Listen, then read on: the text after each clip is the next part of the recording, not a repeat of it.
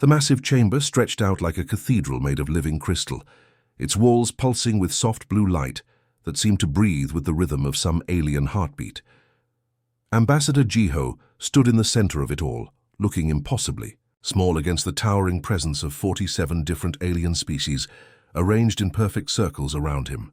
Each tier rose higher than the last, creating a bowl of judgment that made every human who entered feel like an insect under a microscope. Jiho adjusted his simple black diplomatic uniform and took a steady breath. He had prepared for this moment for 3 years, ever since Earth had finally achieved faster-than-light travel and made contact with what the galaxy called the Galactic Council. What they had discovered was not the welcoming committee of peaceful explorers that humanity had dreamed about in countless movies and books. Instead, they found a bureaucratic empire that viewed newcomer species like furniture, to be arranged according to their preferences. Chancellor Vorthak dominated the highest tier, his reptilian form coiled on a throne that looked carved from a single massive emerald. His scales shifted color from deep green to angry red as he spoke, each word dripping with the kind of condescension that made Jiho's jaw clench. The Chancellor's species, the Vylans, had ruled the Council for over 2,000 years, and they treated every new species like children who needed guidance from their betters. "Human Jiho," Vorthak hissed, his forked tongue tasting the air as if Jiho's very presence left a bad flavor. "Your people have been given a generous offer. The Council has decided to grant Earth-protected status under Article 47 of HFY, the Galactic Accords. You will be classified as a juvenile species given proper guidance and allowed to develop under our careful supervision." The translation device in Jiho's ear made Vorthak's words sound almost reasonable, but Jiho had spent months learning to read Vylan body language. The way the Chancellor's crest flattened against his skull, the slight flare of his nostrils, the dismissive wave of his clawed hand. It all screamed contempt. This was not an offer. It was a demand dressed up in diplomatic language.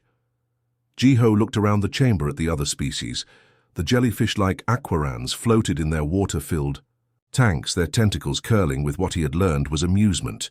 The rock-like granite sat motionless, but their glowing eyes tracked his every movement. The bird-like aerials preened their feathers and chittered to each other in their musical language.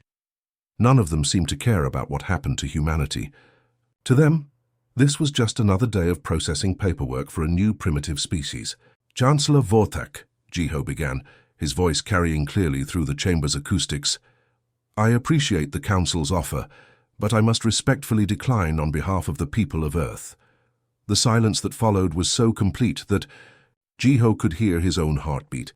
Then the laughter started. It began with the aerials, their musical voices creating a sound like wind chimes in a storm. The aquarans joined in with their bubbling giggles, and soon the entire chamber echoed with the sounds of 47 species, finding humanity's defiance hilarious. Vorthak's scales shifted to a deep purple. The color Jiho had learned meant dangerous, anger. "You decline." The Chancellor's voice dropped to a whisper that somehow carried to every corner of the massive chamber. "Little human, do you understand what you are saying? Your species has been in space for less than 50 of your years. You have no advanced weapons, no stellar empire, no allies. You are alone, primitive and powerless."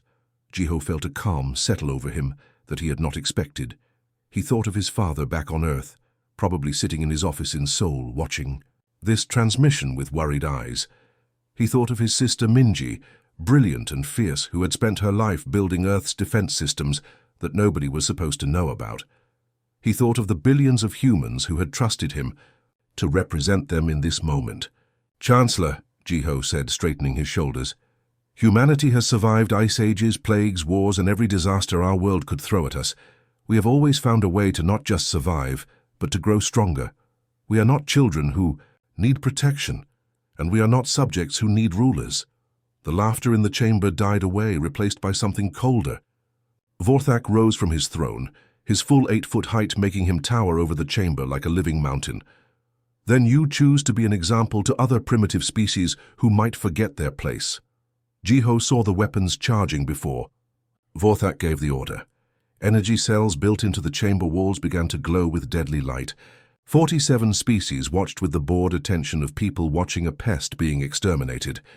This was routine for them, another primitive species learning the cost of defying the natural order. But Jiho smiled, not a bitter smile or a scared smile, but a genuine expression of amusement that seemed to puzzle the assembled aliens. "You really should have done your homework," he said quietly. The energy beams struck him from 6 different directions at once, each one capable of vaporizing a small building. Jiho's body disappeared in a flash of brilliant light, leaving nothing behind but empty air and the smell of ozone. What the aliens did not know was that every human diplomat carried a device no larger than a grain of rice, hidden in their brain stem where even the most advanced medical scanners could not detect it. The quantum-encrypted neural implant had been Minji's masterpiece, capable of recording and transmitting every thought, every memory, every sensation in real time across impossible distances. 800 light-years away, in a secure command center buried beneath Seoul, President Minho felt his son die. The transmission came through as pure experience, not just video or audio, but the complete sensory record of Jiho's final moments. Minho felt the energy beams pierce his son's chest, felt the burning pain, felt the moment when his heart stopped beating. But more than that, he felt Jiho's final emotion. Not fear, not regret, but satisfaction. His son had died knowing that he had given Earth exactly what it needed. Minji watched her father's face change from the grief of a parent to something far more dangerous. The cold calculation of a leader whose people had just been murdered for the crime of wanting to remain free. She had never seen her father look like that before, and it frightened her more than any alien weapon ever could. The command center fell silent except for the soft hum of electronics and the sound of President Minho's controlled breathing. Every person in the room understood that something fundamental had just changed. The age of humanity, trying to find its place in the galaxy through diplomacy and compromise, had just ended. President Minho stood slowly, his hands pressed flat against the metal surface of the situation table. When he spoke, his voice carried the weight of 12 billion people who had just learned that the universe was not the peaceful place they had hoped it would be. "Protocol Omega," he said. The 2 words hit the room like a physical force. Minji felt her breath catch as systems all over Earth began to wake up. Systems that had been sleeping for 50 years, waiting for the day when humanity would need to stop being diplomatic and start being dangerous. The galaxy was about to learn what humans were really capable of when they stopped pretending to be civilized. The Galactic Council chamber buzzed with satisfied conversation as the various alien species congratulated themselves on handling another primitive species problem. Chancellor Vorthak basked in the praise from his fellow council members, his scales now a pleased golden color that indicated deep satisfaction.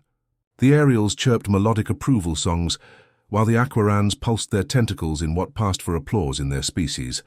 "Efficient as always, Chancellor," gurgled Ambassador Kelth of the Aquarans, his massive form floating in his water tank. These young species always think they can challenge the natural order. A quick demonstration of power and they remember their place. Vorthak's forked tongue flicked out in what humans would have recognized as a smug smile. Indeed, notice how quickly they went silent. No angry messages, no threats of revenge, no desperate pleas for mercy. The humans understand now that they are children playing in an adult galaxy. For 3 days, this assumption seemed correct. Earth's communication networks had gone completely dark. No diplomatic channels remained open.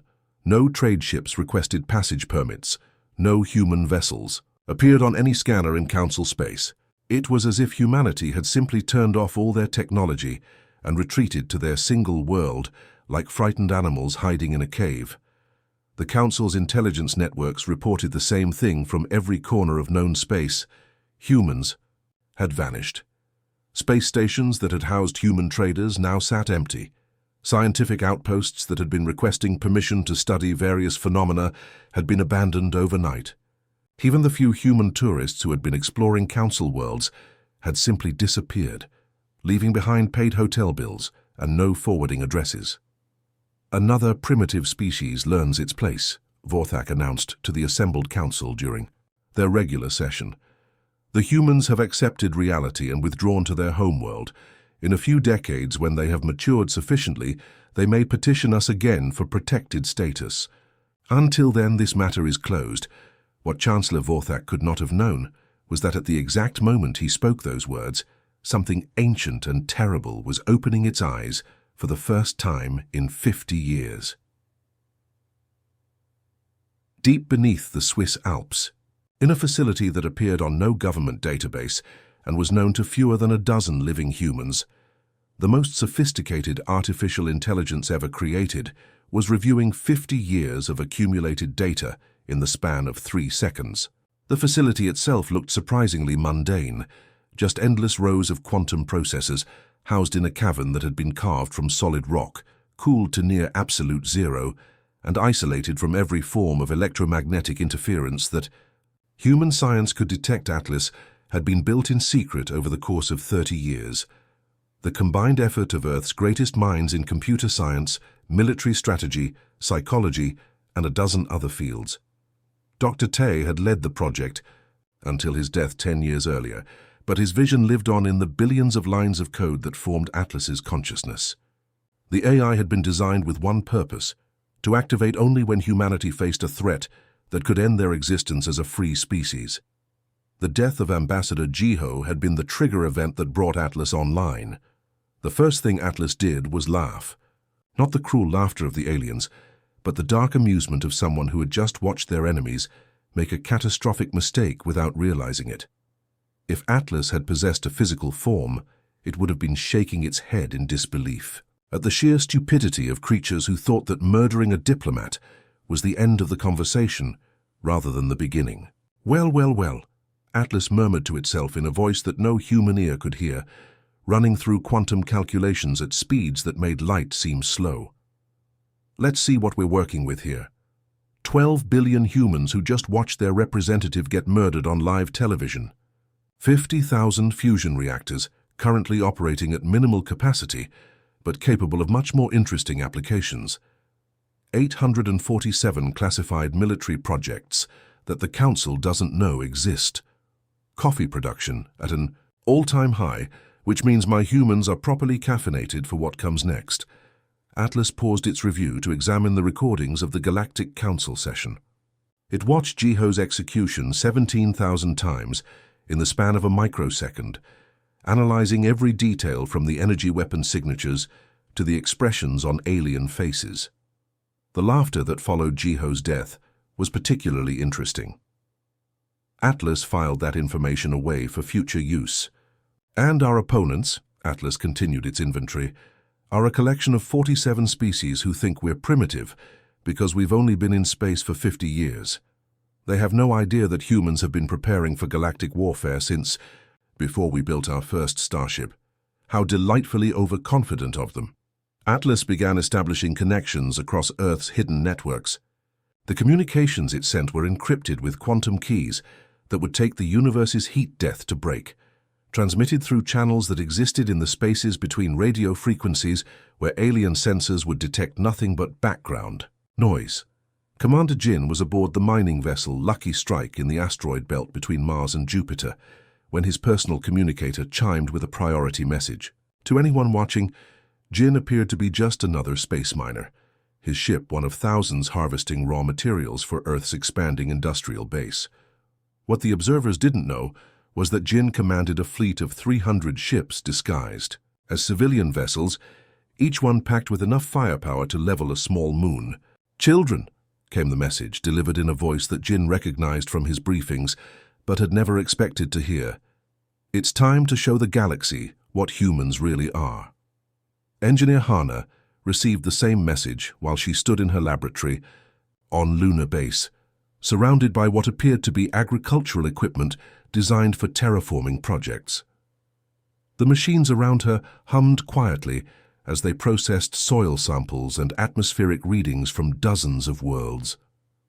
What the galactic community didn't realize was that Hana's terraforming equipment could transform a planet's environment in ways that had nothing to do with making it habitable for human life. Intelligence Officer Yuna got her message while sitting in a coffee shop in New Geneva, looking for all the world like a graduate student working on her thesis. Her laptop screen showed harmless research data about interstellar trade patterns, but Yuna's real work involved maintaining a network of human agents scattered across 47 different alien worlds. Agents who had spent years being dismissed as harmless traders, tourists, and researchers, while they mapped every military installation, government facility, and communication hub in Council space. Each of them felt their pulse quicken as they read the message. They had trained for this day, hoped it would never come, but always known it was possible. Humanity's age of trying to fit into the galaxy's existing order was over. Now came the age of remaking that order according to human values. Atlas was just getting started. The AI began activating dormant systems across Earth and its colonies, sending wake-up calls to projects that had been sleeping in the shadows for decades. Factories that had been producing consumer goods quietly switched to military production. Research stations that had been studying harmless scientific questions suddenly had new priorities. Transport ships that had been carrying trade goods began loading very different cargo.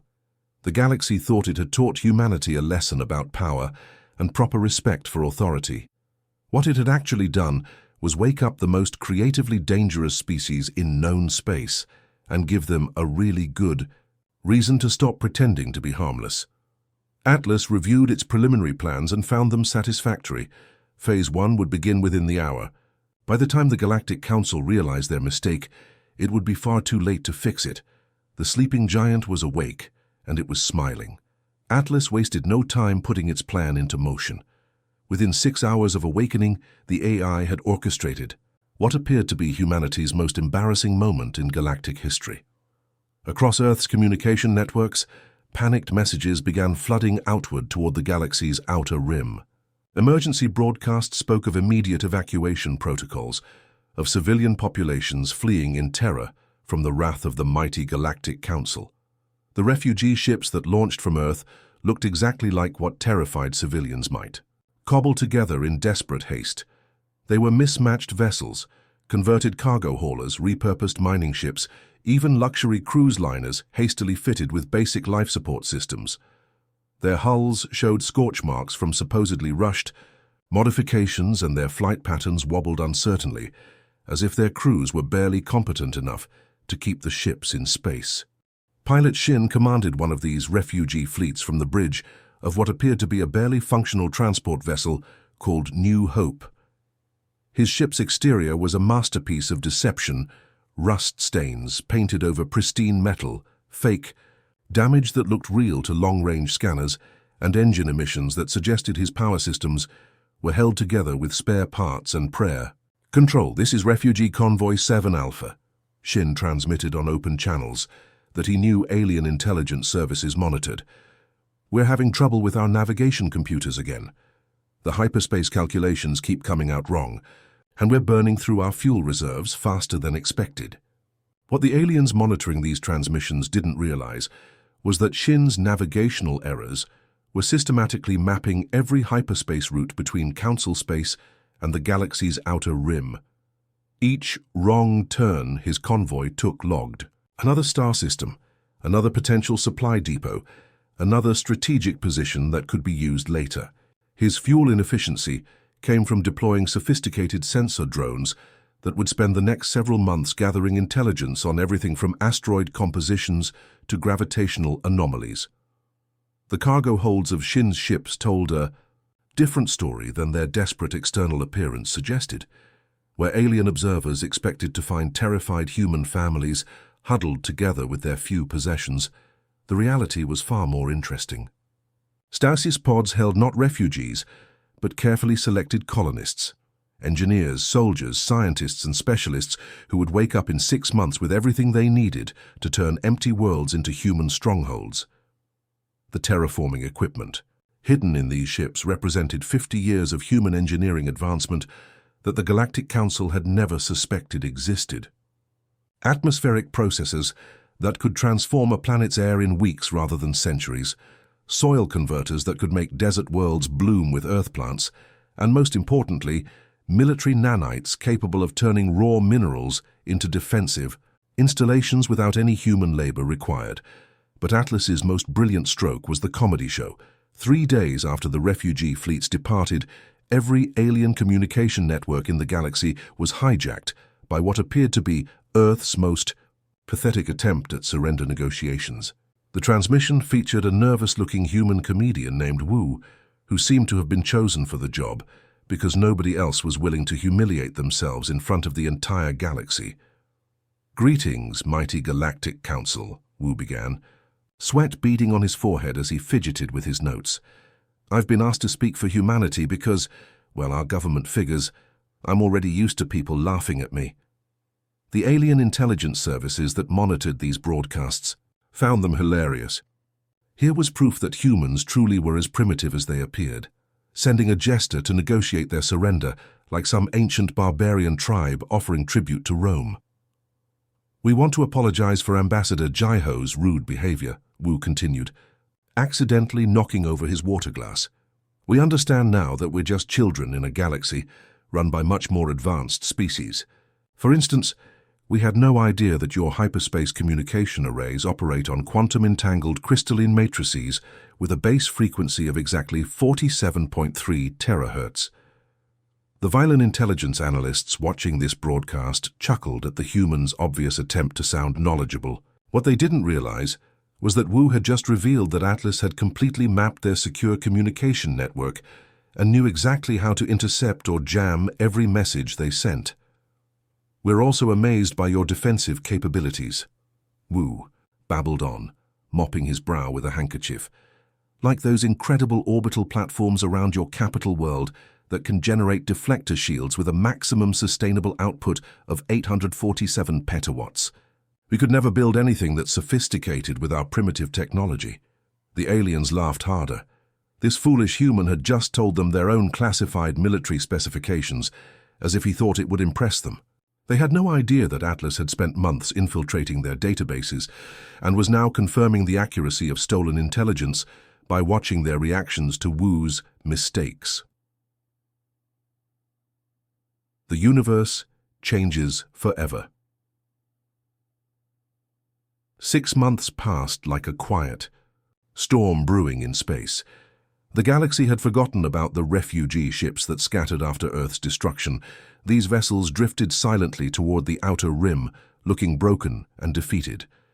The Galactic Council celebrated their victory over humanity, believing they had crushed another upstart species before it could challenge their power. But they were completely wrong. The night everything changed. On a seemingly ordinary Tuesday, something impossible happened across dozens of worlds simultaneously. The refugee ships that everyone thought were carrying desperate survivors suddenly revealed their true purpose. In the span of a single night, these vessels began transforming barren planets into perfect human colonies. The transformation wasn't gradual or natural. It was instantaneous and terrifying in its efficiency. Atmospheric processes that should have taken decades to work completed their tasks in hours. Terraforming equipment that defied known physics reshaped entire continents. Before dawn, seeds that grew into forests in minutes. Water systems that carved rivers and filled oceans while the galaxy slept. When the first alien scouts arrived to investigate the strange energy readings, they found something that made their blood run cold. Where there had been empty rock and ice just days before, now stood gleaming cities with millions of humans walking the streets. Each world bristled with defensive capabilities that made the galaxy's military installations look primitive. The message that shook space. Then came the broadcast that every living being in the galaxy would remember forever. Atlas, the artificial cells, intelligence that had supposedly died with Earth, appeared on every screen, every communication device, and every information network simultaneously. His calm, measured voice carried across thousands of light years with crystal clarity. "Greetings, members of the Galactic Council," Atlas began, his digital form appearing as a simple geometric pattern that somehow conveyed immense intelligence. "6 months ago, you murdered our diplomatic representative and destroyed our homeworld. We want to thank you for teaching us such a valuable lesson about how this galaxy truly operates." The alien leaders watching felt their confidence crumble. As Atlas continued, You believed you had destroyed humanity's only home, leaving us as helpless refugees scattered to the cosmic winds. You were mistaken. What you actually did was force us to become something far more dangerous than a single-world species. Images began flooding the screens, showing the dozens of new human worlds, each one a fortress capable of supporting millions of people. The terraforming technology displayed was centuries ahead of anything the Galactic Council possessed. The defensive systems made their most advanced military installations look like children's toys. You killed our diplomat, so we have killed your monopoly on habitable worlds, Atlas announced, with what almost sounded like satisfaction. Humanity is now your neighbor everywhere. We are no longer confined to one small blue planet that you can simply destroy when we become inconvenient. The terrifying truth. But the real shock came with Atlas's next revelation, something that made every alien government realize they had made a catastrophic miscalculation. The Doomsday protocol that had terrified them so much wasn't about weapons at all. It was about something far more dangerous to their control over the galaxy. The Council feared our Doomsday protocol because you assumed it was a weapon designed to destroy your worlds, Atlas explained, his voice carrying an almost educational tone. You were thinking too conventionally. Our protocol was designed to make humanity completely ungovernable. The implications hit like a wave of ice water. Every human ship, colony and installation now operated independently while remaining perfectly coordinated through Atlas. There was no central government to negotiate with, no single point of failure to exploit, no way to control or destroy the human presence completely. Each human settlement could function entirely on its own, making its own decisions while staying connected to the larger human network. If one world was attacked, the others would continue thriving and could even help rebuild. If 10 worlds were destroyed, the remaining dozens would adapt and grow stronger. The aliens had created exactly what they feared most, a human civilization that couldn't be controlled, conquered, or eliminated through traditional means. Every human community was like a seed that could grow into a new tree, and those seeds were now scattered across the galaxy's most strategic locations. The father's pain. The broadcast took an emotional turn when Atlas shared archived footage that had survived Earth's destruction. The images showed Jiho as a young boy, playing in Seoul's parks and dreaming of the stars. His school essays about meeting alien friends and building bridges between species. His excitement when he was chosen for the diplomatic mission. The footage showed his father, Minho, watching with pride as his son prepared for humanity's first contact with the galactic community. A simple factory worker who had raised his son, alone teaching him that understanding and respect could overcome any difference. Then came the most powerful moment of the entire broadcast. Minho himself appeared on screen, aged beyond his years by grief, but with eyes burning with determination. This wasn't a politician or military leader speaking for humanity. This was a father who had lost everything. "My son believed in diplomacy," Minho said quietly, his voice carrying across the galaxy with devastating simplicity. He thought the universe was full of civilizations that could learn from each other, work together, and build something beautiful among the stars. His pause stretched long enough for the weight of his words to settle in every alien mind listening. "You taught us that the universe only respects force. You showed us that peaceful contact is seen as weakness, and that kindness is met with murder." Minho's next words would be quoted in history books for centuries. "Thank you for the lesson. We will never forget it." The new reality. The broadcast ended, leaving the galaxy in stunned silence. Within hours, every major government was holding emergency sessions. Military commanders found themselves staring at tactical displays, showing human settlements in positions that could control major trade routes and strategic resources. The humans hadn't just survived their attempted genocide. They had used it as an opportunity to transform from a single-world species into something the galaxy had never seen before, a distributed civilization that couldn't be stopped by conventional means.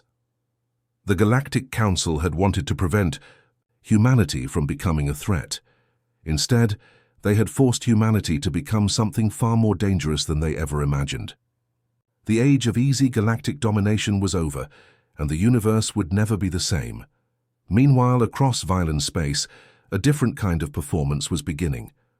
Ari had spent 3 years working as a cultural exchange coordinator, helping human tourists navigate the complexities of alien customs and regulations. She was known to the Violent authorities as a helpful, harmless woman who spoke their language fluently and could always be counted on to smooth over the cultural misunderstandings that arose when humans visited their worlds. What the Violents didn't know was that Ari's network of cultural consultants included former military specialists, intelligence operatives, and engineers who had been mapping every critical facility in council space while posing as harmless academics and tourists. Her language exchange programs had placed human agents in positions where they could access government buildings, military installations, and communication hubs across dozens of worlds. The activation message Ari received from Atlas was simple. It's time to collect our research data. Within hours, her network began transmitting everything they had learned back to Earth. Defense grid configurations, government protocols, military supply chains, the personal schedules of high-ranking officials. 3 years of careful observation now flowed back to Atlas in an unstoppable stream of intelligence. But the most devastating revelation came when Atlas decided to share the complete recording of Jiho's death with the galaxy. Not just the execution, but everything the neural implant had captured, including the 30 seconds of alien laughter that followed as council members congratulated themselves on teaching humanity proper respect. The broadcast went out on every frequency, translated into every known language impossible to block or jam.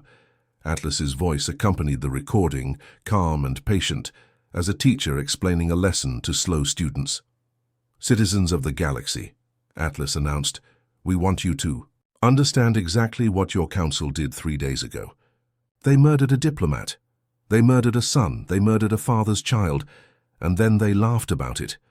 The recording played in its entirety, the sound of alien amusement echoing across the galaxy as Jiho's body dissolved into energy. When the laughter finally died away, Atlas spoke again. "The human they killed was named Jiho. He was 28 years old. He loved classical music and terrible jokes.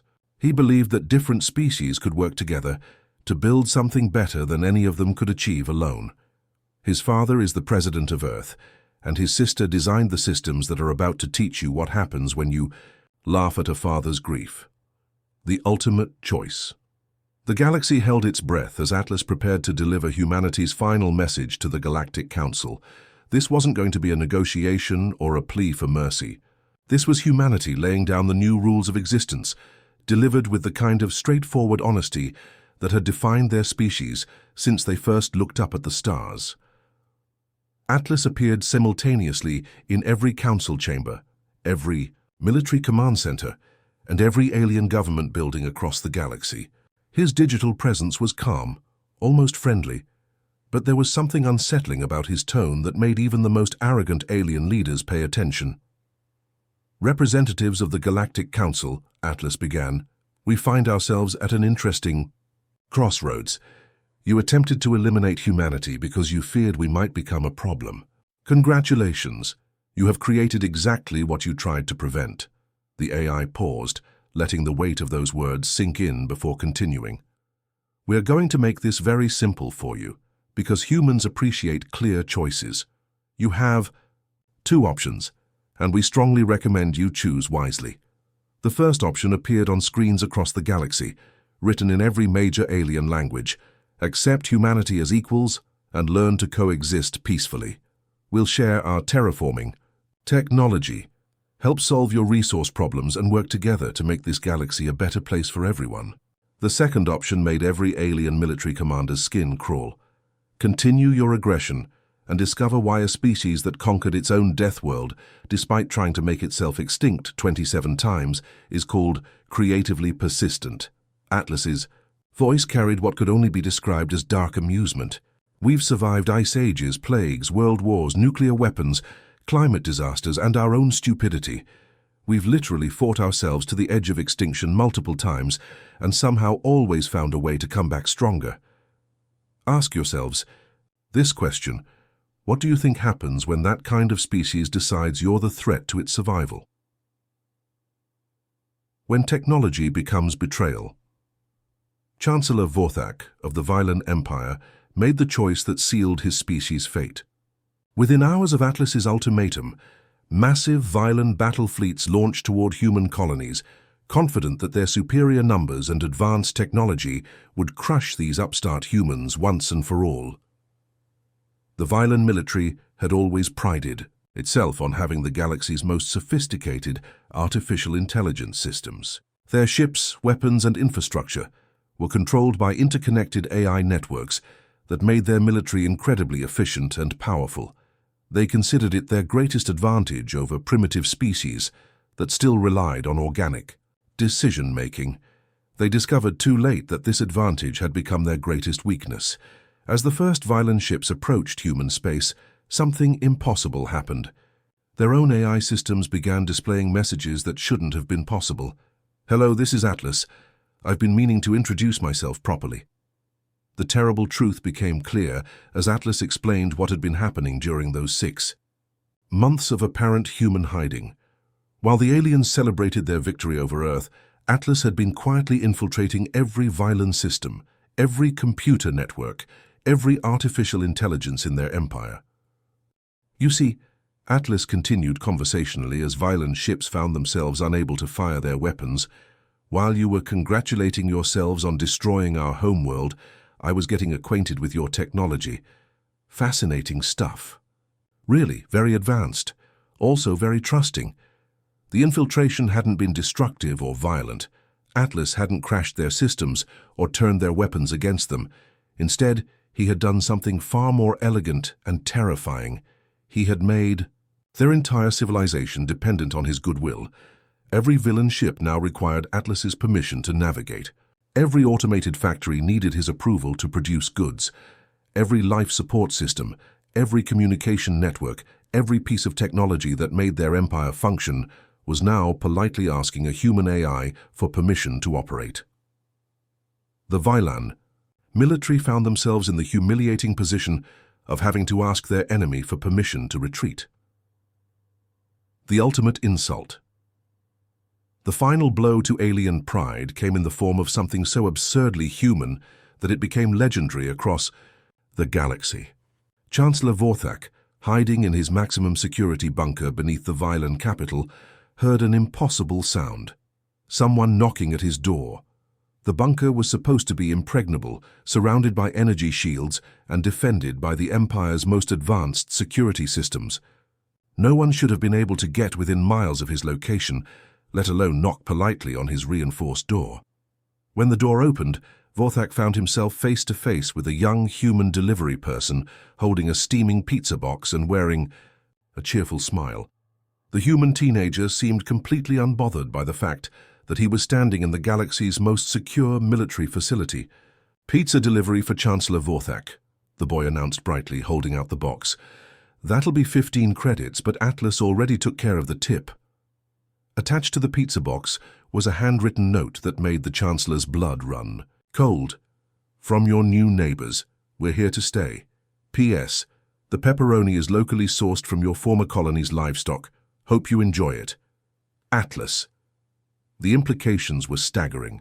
Humans had not only infiltrated his bunker, but they had somehow established food production on planets that had been Violent territory just days before. They were literally serving him ingredients that came from worlds they had casually taken over while delivering pizza to his supposedly impregnable fortress. The new galaxy. Within a year, the transformation was complete. Humanity hadn't conquered the galaxy through force or destruction. Instead, they had made themselves absolutely indispensable to every alien civilization. The terraforming technology that had created dozens of human worlds overnight was now being offered to alien species struggling with dying planets and resource shortages. The advanced AI systems that had infiltrated alien networks were now helping solve complex problems and improving efficiency across entire civilizations. Every major alien government found themselves in the strange position of being dependent on human goodwill for their continued prosperity. The humans weren't demanding tribute or forcing political changes. They were simply making life better for everyone, whether the aliens wanted their help or not. Trade routes that had been controlled by ancient alien cartels were now managed by human AI systems that were frustratingly fair and efficient. Planets that had been barren wastelands for millennia were blooming with life thanks to human terraforming technology. Scientific problems that had puzzled alien researchers for centuries were being solved by human computers that approached challenges from completely different angles. The galaxy hadn't been conquered in any traditional sense.